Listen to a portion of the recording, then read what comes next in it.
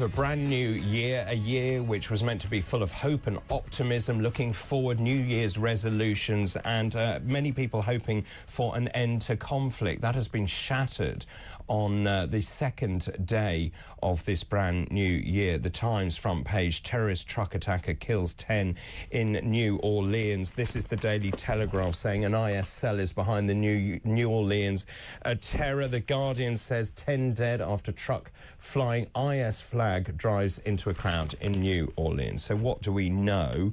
Well, a terrorist with suspected links to IS drove a pickup truck into crowds of people celebrating the new year on one of America's most famous party streets. He's been named. He's Shamsud Din Bahar Jabbar. He's 42.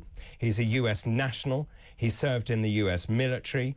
He sped into revelers on Bourbon Street in the heart of the French Quarter in New Orleans in the early hours, killing 15 people and injuring at least 35. Subsequently, an IS flag has been found in the rented vehicle. This is according to the FBI. Not just a flag, but also improvised explosives. Now, the FBI have actually gone further, saying he did not act alone, and they have issued a plea for more information on his contacts over the last few days. What is transpiring is the pickup truck struck a crane midway down the street where it came to a halt before Jabbar, who was dressed, according to eyewitnesses, in full military gear, got out of the vehicle. He was then killed in a shootout with police after he fired a weapon, striking 2 officers. Now, eyewitnesses were saying that actually this man was trying to kill and maim as many people as he possibly could. That has been reiterated by Police Chief Ann Kirkpatrick, who said he was hell-bent on creating the carnage and the damage that he did. Meanwhile, police are also investigating a Tesla Cybertruck, which was parked outside the Trump Hotel, which also exploded. It was filled with fuel canisters and firework mortars.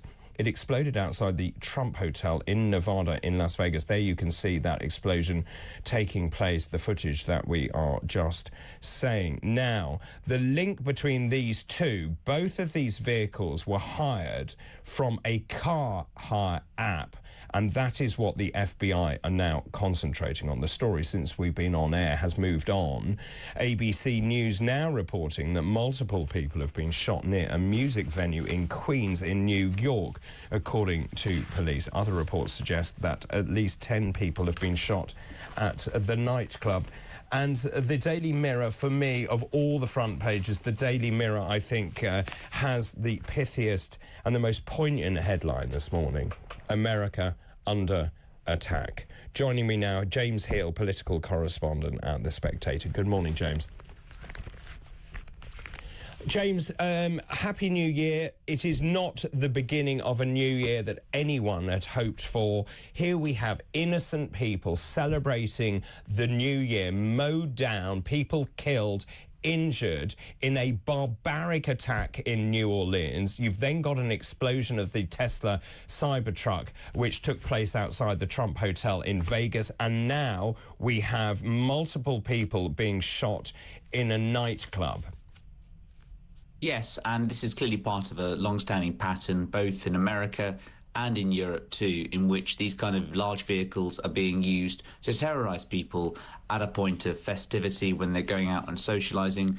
We saw around Christmas the attack in the East German markets as well. There's obviously a long-standing pattern of these things being used, and so I think a couple of questions are going to be about, you know, how to what extent are these going to be copycat killings, and second of all, what is the role of kind of Islam or Islamic-linked organisations or ISIS or Islamist terrorists in this, all of these? Because it was very interesting, I think, the fact that they found the ISIS flag with him, and of course the fact that he was a US veteran as well. So really interesting questions and very tragic events today, and as you say at the top of the programme, David, not the start we would want to 2025. No, absolutely. And just in terms of this, we know that Jabbar was born in Texas. He served, as you say, in the US military. According to his family, he had begun his conversion to Islam. Huge questions being asked also from our reporter who was actually in Vegas.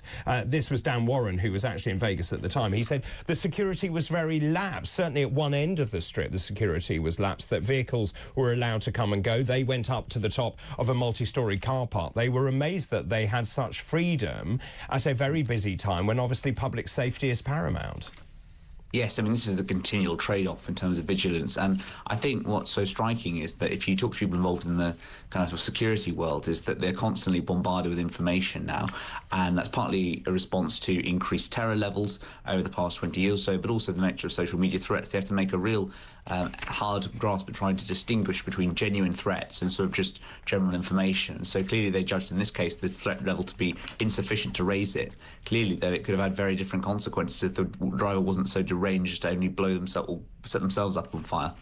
Now, President Biden has spoken about the attack in New Orleans overnight. Let's bring you the clip. This is what Biden said as he addressed the United States nation. The FBI is leading the investigation to determine what happened, why it happened, whether there was any continuing threat to public safety. Here's what we know so far. The FBI has reported to me the killer was an American citizen, born in Texas. He served in the United States Army on active duty for many years. He also served in the Army Reserve until a few years ago. The FBI also reported to me that mere hours before the attack, he posted videos on social media indicating that he was inspired by ISIS, expressing a desire to kill, The ISIS flag was found in his vehicle, which he rented to conduct this attack.